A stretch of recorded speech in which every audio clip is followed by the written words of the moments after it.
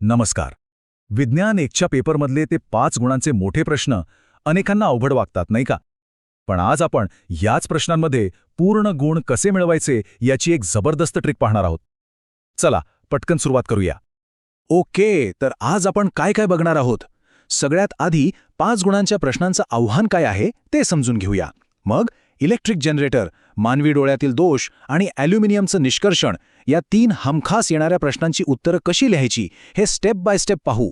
आणि शेवटी सगळ्या मोठ्या प्रश्नांसाठी एक मास्टर प्लॅन. तर बघा, हे जे 5 गुणांचे प्रश्न आहेत ना, ते आपल्याला घाबरवण्यासाठी नाही आहेत. उलट ही एक मोठी संधी आहे. जर उत्तर लिहिण्याची योग्य पद्धत, एक योग्य स्ट्रक्चर माहीत असेल, तर हे 5 मार्क अगदी हक्काचे आहेत. ही गोष्ट कायम लक्षात ठेवा. 5 मार्कांचा प्रश्न म्हणजे एक मोठा डोंगर नाहीये. उलट ते 5 छोट्या छोट्या 1-1 मार्काच्या प्रश्नांची साखळी आहे. फक्त ते भाग ओळखून उत्तर लिहायचं, बस. तुम्ही जिंकलाच म्हणून समजा. चला तर मग सुरुवात करूया आपल्या पहिल्या आणि अत्यंत महत्त्वाच्या प्रश्नापासून. इलेक्ट्रिक जनरेटर हा प्रश्न अनेकदा 5 गुणांसाठी विचारला जातो आणि 2026च्या परीक्षेसाठी तर हा एक अत्यंत संभाव्य प्रश्न आहे बरं का. मग ह्याचं उत्तर असं कसं लिहायचं की परीक्षकाला एकही मार्क कापायला जागाच उरणार नाही? त्यासाठी एक परफेक्ट स्ट्रक्चर आहे, एक अचूक क्रम आहे. तोच आता आपण पाहूया. हे बघा, ही आहे तुमची चेकलिस्ट.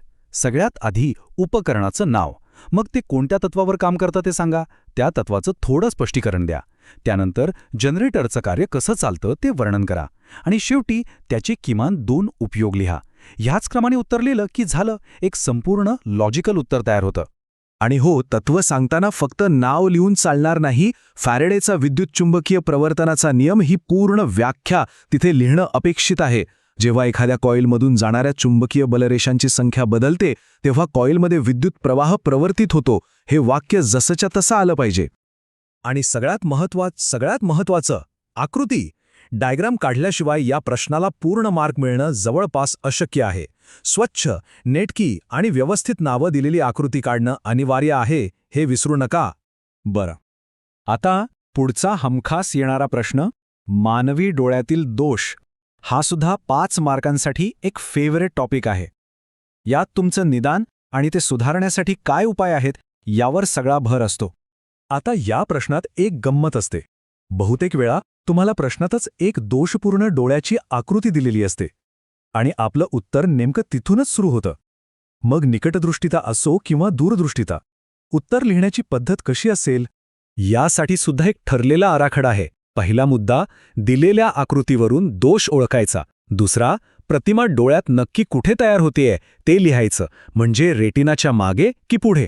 तिसरा मुद्दा, त्या दोषाची 2 कारणं द्यायची. चौथा, तो दोष कसा दूर करता येईल, म्हणजे कोणती लेन्स वापरायची ते सांगायचं.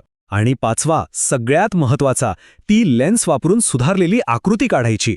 इथेही पुन्हा तेच, सुधारित आकृती काढल्याशिवाय तुमचं उत्तर पूर्ण होणार नाही.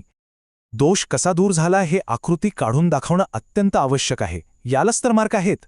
आणि आता आपला तिसरा आणि शेवटचा मोठा प्रश्न, ॲल्युमिनियमचं निष्कर्षण. ही एक मोठी औद्योगिक प्रक्रिया आहे आणि 2026च्या परीक्षेसाठी हा प्रश्न येण्याची शक्यता खूप जास्त आहे.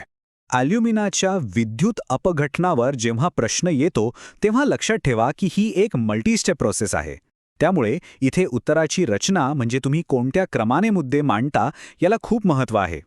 कोणते मुद्दे अजिबात विसरायचे नाहीत. ही चेकलिस्ट बघा. धातुकाचं नाव आणि सूत्र, म्हणजे बॉक्साईट. मग त्यातल्या अशुद्धी. सहतीकरणाची पद्धत कोणती, म्हणजे निक्षालन. ॲनोड आणि कॅथोड कशाचे बनलेले आहेत, क्रायोलाइट आणि फ्लोअरस्पार का वापरतात याचं कारण. आणि सगळ्यात शेवटी कॅथोड आणि ॲनोडवर होणाऱ्या रासायनिक अभिक्रिया. या अभिक्रिया लिहिणं खूप महत्त्वाचं आहे. आणि काय वाटतं इथे काय महत्त्वाचं असेल? बरोबर, आकृती. पुन्हा एकदा, तिसऱ्यांदा आपण हे सांगतोय की नावं दिलेली व्यवस्थित आकृती काढल्याशिवाय 5 पैकी 5 गुण मिळणं कठीण आहे. विद्युत अपघटन घटाची आकृती अनिवार्य आहेच. तर आता आपण 3 वेगवेगळे प्रश्न बघितले, इलेक्ट्रिक जनरेटर, मानवी डोळा आणि ॲल्युमिनियम निष्कर्षण. पण या तिघांमध्ये एक समान धागा लक्षात आला का, एक कॉमन पॅटर्न?